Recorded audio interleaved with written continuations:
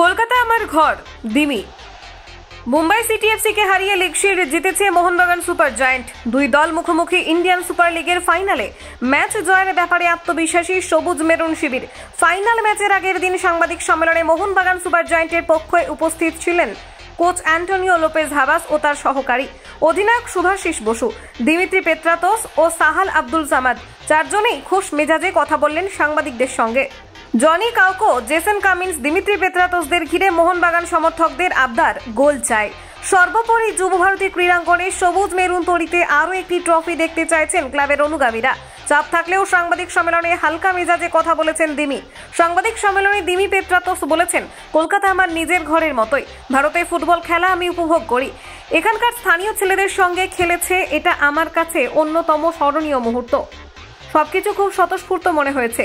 গত মরশুম থেকে সবুজ মেরুন ব্রিগেডের আপ ফ্রন্টের নেতৃত্ব দিচ্ছেন পেত্রাতোস।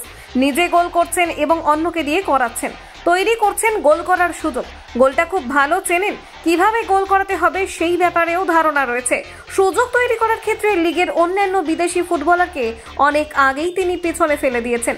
চলতি ইন্ডিয়ান সুপার লিগে সবথেকে বেশি তৈরি করার ব্যাপারে এগিয়ে রয়েছেন এফসি গোয়ার ব্রেন্ডন ফার্নান্দেজ। ইন্ডিয়ান সুপার লিগের অফিসিয়াল ওয়েবসাইট থেকে প্রাপ্ত তথ্য অনুযায়ী ব্রেন্ডন 60টি সুযোগ তৈরি করেছেন। কলকাতা 24/7.in।